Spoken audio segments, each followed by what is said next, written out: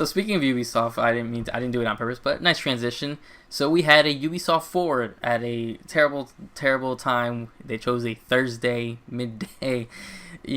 For us, it was midday. It was like 12 o'clock on a Thursday afternoon hold another Ubisoft Forward. Again, I don't know why they didn't decide to do a weekend, but it is what it is. So we got a lot of content, a lot of good news. So we're gonna kind of just bounce back and forth. So now we have Far Cry VR was first shown off, which is Return of Voss, which is probably the most famous villain, except probably the father from Far Cry 5. But Voss was a huge villain from Far Cry 3.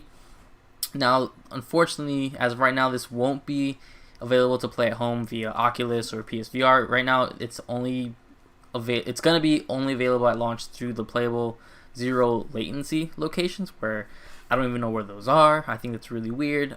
It's probably going to be an exclusive, timed exclusive thing. I'd be surprised they don't want more people to play Far Cry VR. So, any thoughts on this for you? I think it's awesome. It's absolutely not something... It's interesting them announcing basically a physical location thing this in the middle of COVID. That's kind of funny. Yeah, it made me real weird. I was like, And not to mention, I have motion sickness issues, so This is definitely not something I'd ever touch. But I think it's not a bad idea to play around with your IP in different capacities like this. This makes me more open to okay, so Ubisoft's open to playing with their IPs in VR and stuff like that. I want to see that, a lot of the different horror franchises and stuff like that they own and stuff like that. So there's other franchises I'd like to see Ubisoft play with in VR more than Far Cry personally, but I ain't mad at it, but this is definitely a peculiar thing, because when do you guys plan on unveiling this? Because having shared headsets and a whole bunch of people around you like that in a fixed location during the COVID era is very interesting. It's an interesting approach. Yeah, that's a deal breaker for me, because I was like, I love Far Cry obviously, but I'm not to the point of I need to see Far Cry in VR. And I let very few people put my PSVR headset on. So imagine just being in a line of people you don't know if they showered. And so I let you use my VR headset, but again, because of your motion sickness, you tried it on just for the experience, and then you were quickly off it. But I got the spins real fast. Yeah, I don't let every person walk in here. Oh, can I try your VR? I'm like, no, I have to put this on my face. Around my eyes. So we'll see. I mean, who knows? It may be just a short VR experience, so it might not even be worth bringing to, PSVR and Oculus and all that stuff. But we'll see with that. So, continue on. The Division 2, still there, still populated. So they just got a new mode called the Summit. Are you still in the Division? I've dabbled a couple times in the past few months, but ever since that New York expansion came out, I don't have that expansion, so the base game is kind of dead at this point. A lot of people have jumped into the expansion, and I don't have it yet, and that's what this mode is tied to. So I probably won't dive into this mode. I'm kind of over Division 2 at this point. Yeah, same. I was like, that's cool for people who are still up to date with it, and I'm like, if you're still playing the Division 2, which is a good game, we both recommend it. Oh yeah. Here's more modes and stuff like this, and you're getting, you're getting your bang for your buck, except this stuff usually is tied to a pass, or so be it. Yeah, the game's $3 now, so if you are interested in it, just buy it. Just buy it. Why not? So we got a renaming re-reveal. So we have Immortals Phoenix Rising, which was known as Gods and Monsters, which we saw a while ago. Then it went super quiet, rumors that it was canceled and stuff like that, but now it's back as Immortals Phoenix Rising, and you're playing, the main protagonist is Phoenix, if I'm correct from what I've seen. It's weird because certain YouTubers got early access, and there's some conflicting stories. So I'm surprised that Ubisoft let it get like that. But the game looks kind of cool, kind of interesting. I love Greek mythology. What was your thoughts on this? Because it's been a while, and then the rumors have been coming around that they renamed it and reworking it along with other titles. So what do you think so far of Immortals? Yeah, I'm feeling this. I was very on the fence when it was Gods and Monsters. At first, obviously, it piqued my attention because it was like, hey, did you like Odyssey? Well, we took kind of an Assassin's Creed Odyssey approach to this and made it its own project with a different art style, but it's kind of the mythological portions of what they played around with Odyssey as its own game. I was like, okay, that sounds pretty cool. They've revealed the art style, and that has taken me the longest point to kind of really get with. And it's not that I have a problem with that kind of... It's not cel-shaded, but it's definitely a very cartoony look to it. It's more the brightness that I'm like, I don't know. That's going to take me some time to get used to. But now that they've kind of shown it off, I'm sold on it. I'm digging it. I'm liking what I'm seeing. I'm probably going to jump into it for sure. I like the expansive world. I like the different characters that they've introduced and the different enemy types and variants and stuff like that. And I like the main antagonist from what they've shown off. So I think there's a lot of fun to be had here. And I'm curious to see how it runs ultimately because, again, this is an expansive open world. I'm like, how big is this world? Again, is this going to be the Odyssey-sized world? And is this going to be some massive experience? Or is this just kind of like an open world? It also gives me Breath of the Wild vibes sometimes, too, when it kind of zoomed out and showed kind of the vistas and the very cartoony look of it. I'm like, okay, is this more of a Breath of the Wild more experience? Or is this an Odyssey experience? Because these are both open world games, but very different types of open world. So I'm sold on it. I'm not like over the moon excited about it, but I'm curious to see what they do there. Because I think if they're able to pull it off and they have a fun gameplay loop, then I could see, burning some time in there for sure. Yeah, that's what I'm hoping for. Again, I'm not a big fan of the name. I don't know why you want to throw so many. Why isn't it just called Phoenix Rising? I think Gods and Monsters was a generic name. I know some people really liked it for some reason. I think it was way too generic. I think Immortals hits better than the whole thing. Either Phoenix Rising or just Immortals honestly hit better than Immortals Phoenix Rising. Yeah, it's really weird. And I felt the same. I was like, the cartoony... So I did a mistake and I watched the reveal trailer, which had this really dumb song, and it made it seem very lighthearted. And I'm like, oh no. I was like, I'm expecting a little bit more darker themes because, all that mythology is really, dark themed if you get into it. Yeah. But then I'm like, okay, yeah. Then I felt the same, like, oh, it's just kind of Breath of the Wild. But then I see some of the open world, I'm like, it looks kind of empty. But again, we haven't seen enough of it yet. I'm sure we'll get way more breakdowns. Coming soon, actually. So, and here's one that I did not expect. Next that they announced, so Prince of Persia: The Sands of Time remake. I enjoyed the Prince of Persia trilogy. I know they did other games. I only played the 3 main titles. I did not expect them to do a Sands of Time remake. Were you expecting this? Did you get caught off by this? Definitely not expecting this, but when I saw it revealed, I was like, this is smart. This is a great thing, because people have been asking for Prince of Persia to come back in some capacity, so you bring it back, and on top of that, they've chose the perfect time to do it, because for the first time in a really long time, they're not directly competing with people that they inspired. So Uncharted has been gone for some time, the rebooted Tomb Raider has been gone for some time, Sucker Punch is out of the game of playing those kind of navigational climbing things. Ghost of Tsushima is a way far departure from the infamous Sly Cooper era, where obviously Prince of Persia has shared a lot of heritage with that. So now that these kind of navigational, jumping, adventure type games have kind of subsided and nobody's really ready to compete with them, Prince of Persia kind of get to dominate that space for a little bit. So I think this is awesome to see this game kind of come back, and in many ways they can have the Tony Hawk effect, where they can deliver a very polished experience for people who have a lot of fond feelings towards an older franchise and not have to directly compete with their competition who existed back in the day. So I think this is a smart decision. I like the way it looks. I think they cleaned it up really nicely.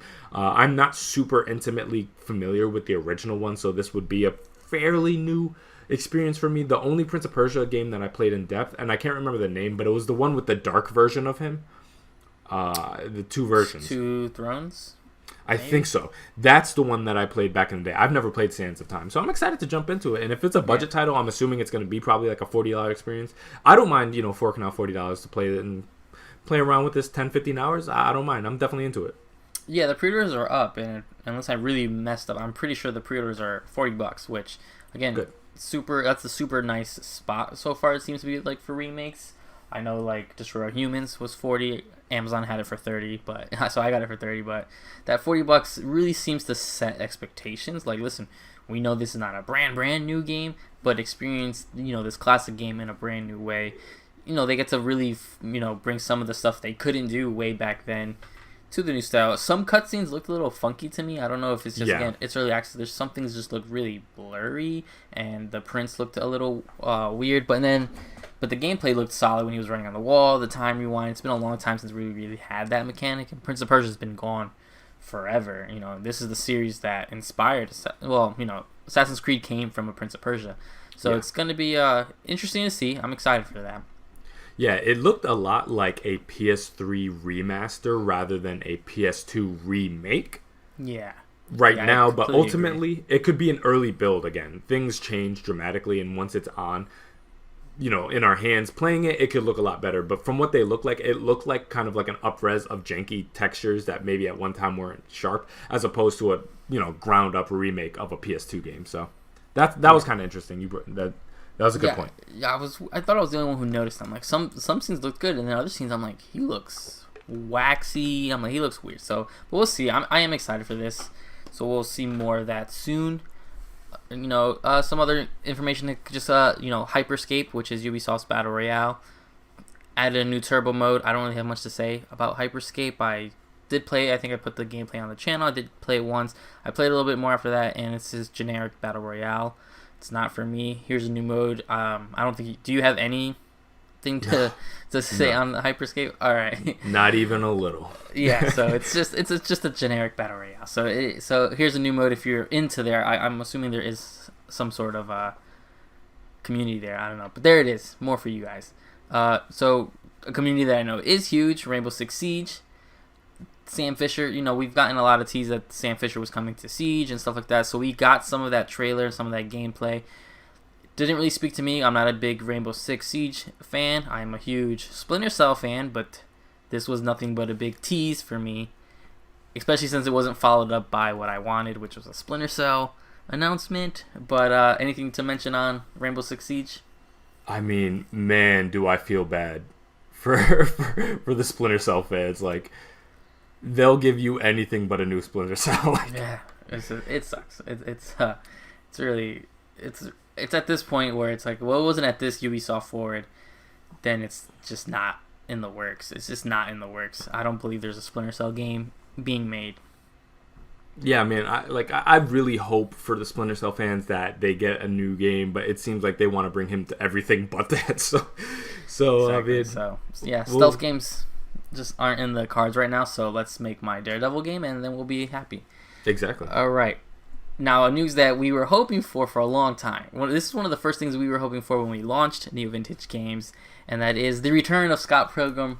Scott Pilgrim versus the World. The game is being undelisted and is being released now re-released on PC. Now you got it on PlayStation 4, Switch, Xbox. It's back. It's coming with all the DLC, which was Knives, with Knives, and then Steven Stills. I didn't see, because Steven Stills DLC originally came with online multiplayer. I'm assuming that's just naturally baked into the game.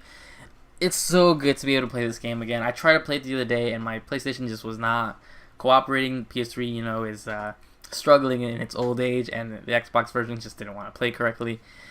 I'm so glad I'm gonna have this. I'm really, really hoping, because I know Limited Run Games has come out, and they said they have not been in talks at all with Ubisoft and them.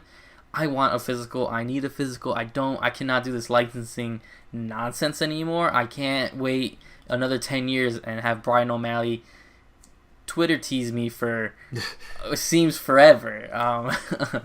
So I'm hoping someone gets us a physical. If not, I'm probably going to buy this everywhere just to have every chance of bringing it forward. Super excited. I know you were super excited when I sent you the screenshot. Yeah. So yeah, I mean, I'm not going to be comfortable until I got this on disc or on cartridge. Period. Yep. So yeah, man, I'm excited about this. I'm like this. First off, I mean, this had to happen. The amount of teasing and stuff like that. If they didn't announce this is World War III.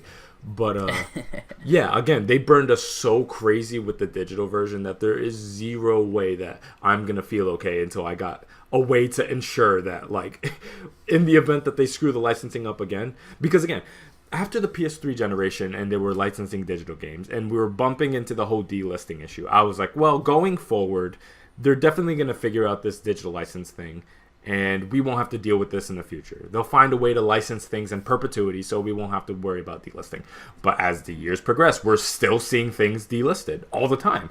And I'm like, okay, so they haven't figured this out all the way. And so I just don't trust the digital ecosystem like that because, again, your digital purchase is as present as the licensor chooses it to be, and games are still disappearing all the time that were released not super long ago. I'm seeing that, these stories where they're like, hey, so and so chose not to re-up the license on this, so this game is going to be removed from the digital store. If you have it, beautiful. If you don't, too bad.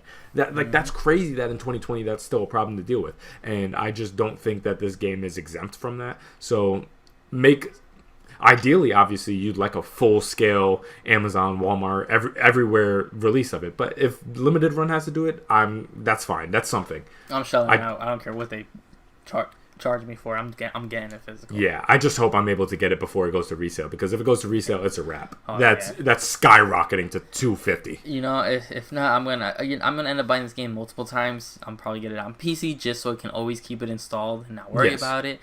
I kind of want to get it on PlayStation so I can get the trophies, because I almost platinumed it on PS3. Oh, actually, it didn't have a plat. Actually, it had a lot of trophies. I'm hoping it has a platinum now. And I have to have this on Switch. I absolutely have. I mean, that's a given. I know I gotta get this pixel art on that screen is gonna look brilliant. I can't wait. So I'm gonna have it everywhere just in case. All right. So continue right through. Watch Dogs Legion's getting some stuff. So UK rapper Stormzy, I think that's how you pronounce it, correct? Yes. I did look into him. Will appear in Watch Dogs Legions. Obviously, the game takes place in the UK. But also, a surprise to me, the original protagonist, Aiden Pierce from Watch Dogs 1, will also be getting his own paid DLC story content. Weird stuff. Stuff. I don't understand. Watch Dogs Legions was really pushing the whole no protagonist, anybody's an everyman kind of story. Now you're starting to hit us with, big names. UK rapper Stormzy will be, that'll be a fun thing, obviously, for people in the UK, people familiar with his work. The Aiden Pierce stuff really caught me off guard because he wasn't a great main character. He wasn't. I played this game very little. I think when we first became friends, I showed you it on PS4, and I was like, yeah, this game's boring. There's nothing to do. I would have been way more enticed if they brought Marcus from Watch Dogs 2 over. Yeah, I agree with that, yeah. And it's probably in the works again. I just didn't know how to react to this. Again, Watch Dogs Legions, I'm very, very lukewarm on. I'm like, it looks okay. I'm like, it looks like it needs a main character, though, to bring this game together. And now you're going to start charging us for it? It's really weird stuff. What was your reaction to some of this? Yeah, well, I mean, when I first heard them describing who they were going to work with, I want to give myself a little credit. I guessed Stormzy. Because I listened to a great deal of UK hip-hop and the grime scene. So I was like, well, if they're probably going to link up with somebody that's very accessible and popular and well-known, that's not too much of a street guy. So I was like, oh, Stormzy. Yeah, I like Stormzy's music a lot. And I'm pretty familiar with his music. It does definitely fit the rebellious aesthetic of Legion, for sure. So that makes all the sense in the world why they'd link up with him. And it's a great move on their end. It would literally be the equivalent of them releasing a GTA game in the United States and linking up with Drake. It's a very good fit, judging by the aesthetic they're going for. And so I'm happy with that. The Aiden Pierce stuff really caught me off guard because I didn't realize there was demand for him to come back in any capacity. I didn't know people liked Aiden Pierce, but I went online. There is definitely a contingent of people who really like Watch Dogs 1 and do not like Watch Dogs 2, which is mind-blowing to me. That's weird. Because I love Watch Dogs 2, and it's not even comparison. I think the first one is very, very dry and boring, personally. I think there's some cool stuff that they do with the tech, but the general aesthetic and dark vibe, it's edgy, it's not for me. And I loved the bright kind of San Francisco look of the second one. But yeah, some people really like that kind of dark, anonymous type dude, the 4chan guy.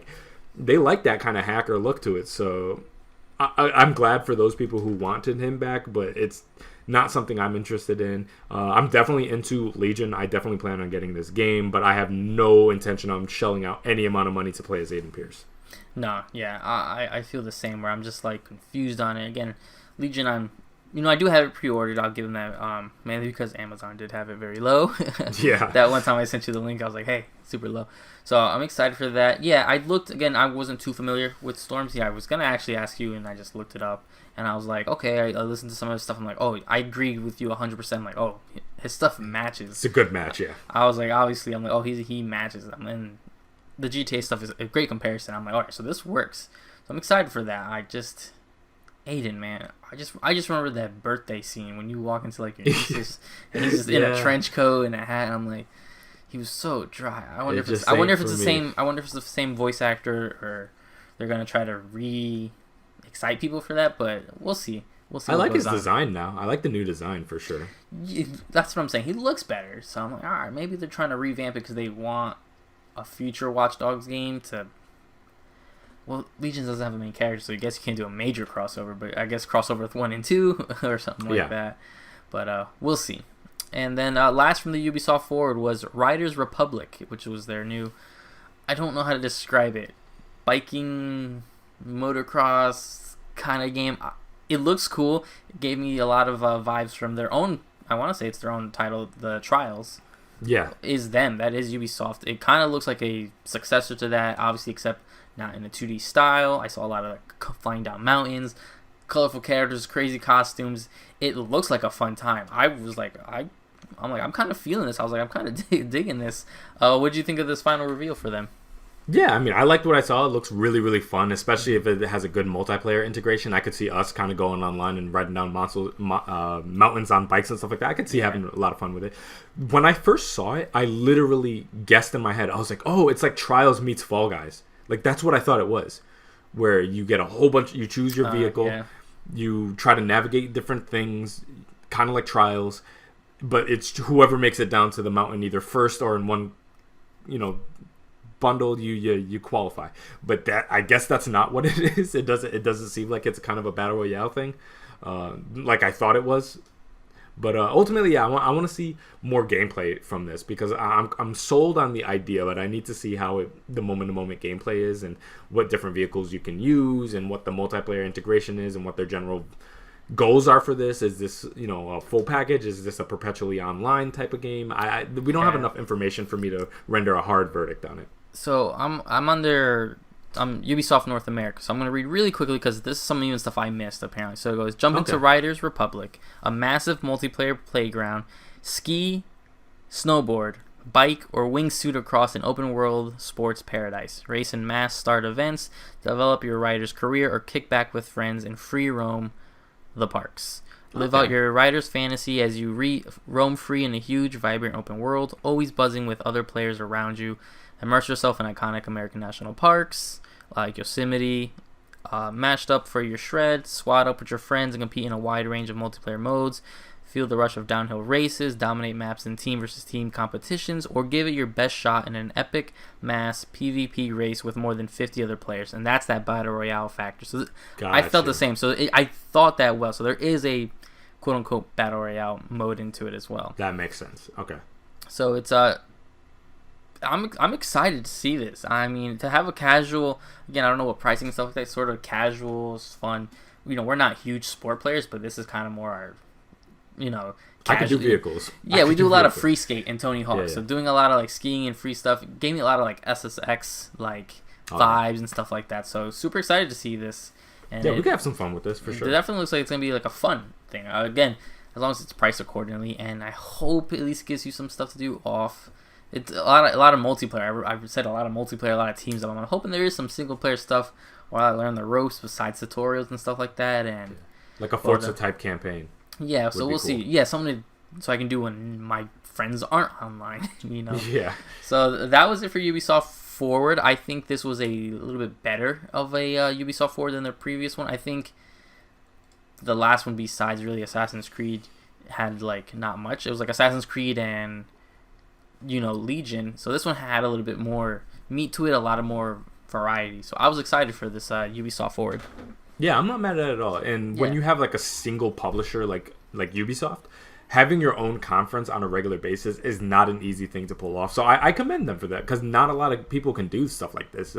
Again, Bethesda did yearly conferences and they were having trouble filling it in sometimes, let alone Ubisoft doing a couple a year. I mean, I got to commend them, and this one was pretty good. I love every single announcement? No, but the fact that I got more than one thing from a single announcement is very commendable. Yeah, again, I did skip forward a few times, but I was there were plenty of times where I was I've rewatched some of these trailers because I'm excited. It's cool. Yeah, I zoomed through Hyperscape. I ain't gonna lie to you. Oh yeah, as soon as I saw that, I was yeah, no thanks. I was I wish I never even played that game.